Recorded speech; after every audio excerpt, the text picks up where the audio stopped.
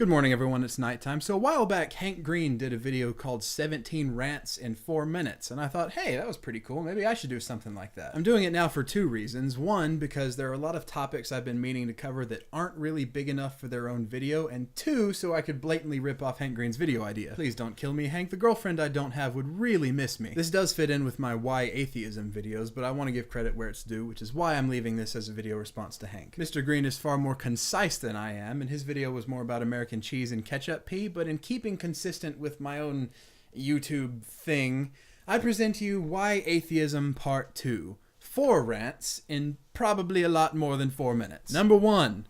Religious people.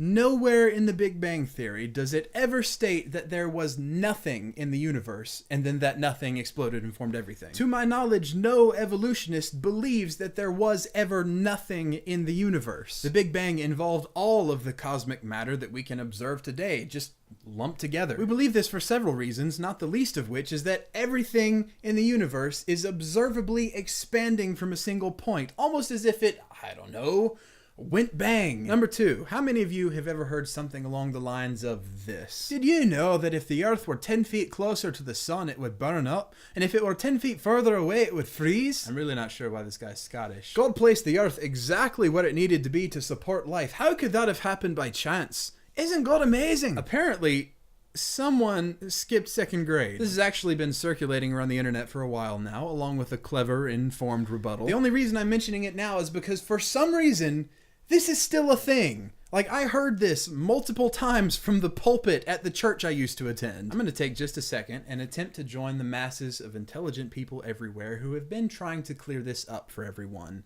The Earth's orbit is elliptical. Over the course of a year, the Earth's proximity to the sun changes by over 3 million miles. In fact, there are so many things orbiting almost all known stars that odds are most of them are going to have at least something in the habitable zone. Now, I don't want to stereotype all Christians for this, but the fact that this kind of bullshit so thoroughly makes the rounds in an entire culture just screams of indoctrination and ignorance. Number 3. In regards to sexuality, specifically that of your children, stop teaching them not to do it when you should be teaching them how to do it. And I'm not talking about some sort of weird incestuous demonstration. I'm talking about sitting down with your son or daughter right after they've undergone their first big wave of puberty and saying, look, odds are at some point in the near-ish future, you are going to have sex. So when that happens, remember these 3 things above all else. 1, use protection. Lots of protection. All of the protection. In fact, here's some extra duct tape and aluminum foil. 2, watch out for STDs. 3, and this one is key, mutual consent. If I hear that you have had sex with anyone against their will or while they were unconscious, I will destroy you. Here's the thing. Sex is an undeniable genetic imperative. All abstinence does is just screw with your mind and make priests rape little boys. 90% of the time, when you teach your child to abstain from sex, they are going to have it anyway. And I would go so far as to say that most teen pregnancies happen because you neglected to teach them about condoms and birth control. If you do manage to keep them from ever having sex as a teenager, all you've really done is crush the humanity out of them. And psychologically speaking, they may never recover. I have first-hand experience with this. Number 4, and I saved this one for last because it's a little complicated. Evolution and entropy.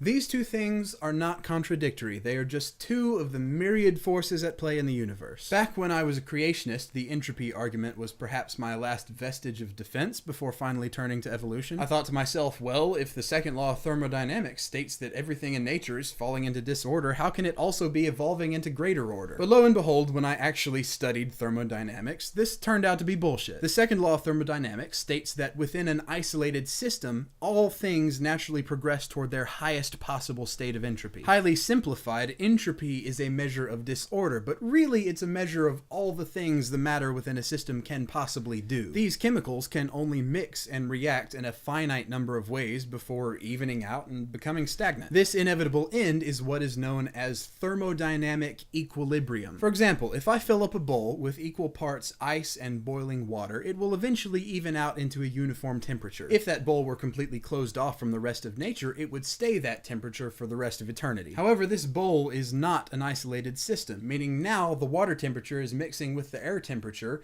or I can keep pouring hot water into the bowl and screwing up its progression toward equilibrium. The Earth is a lot like that bowl of water. It is very much an open system into which heat and energy are constantly being poured by the sun. As such, entropy's plans for Earth are constantly being fucked with. Hypothetically, even if the Earth was an isolated system, it might still be able to produce life temporarily before finally reaching equilibrium. It all depends on the chemicals at hand.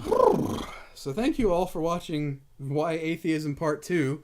4 rants and probably a lot more than 4 minutes, and thank you Hank Green for never forgetting to be awesome. It should be noted that I am not a scientist. All I know is what I have studied in order to sate my own curiosity, though some would argue that that's the very definition of a scientist. The point is that I am not perhaps the most qualified man to speak on these topics, so if you feel that I've gotten something wrong, please point it out to me. Peer review me, if you will. The last thing I want to do is spread misinformation. As always, I value your input, so feel free to give it to me here or on Facebook and Twitter. Those links are in the description. If you want to watch Hank Green's original 17 Rants in 4 Minutes video, it's hilarious, and that's actually the first link in the description.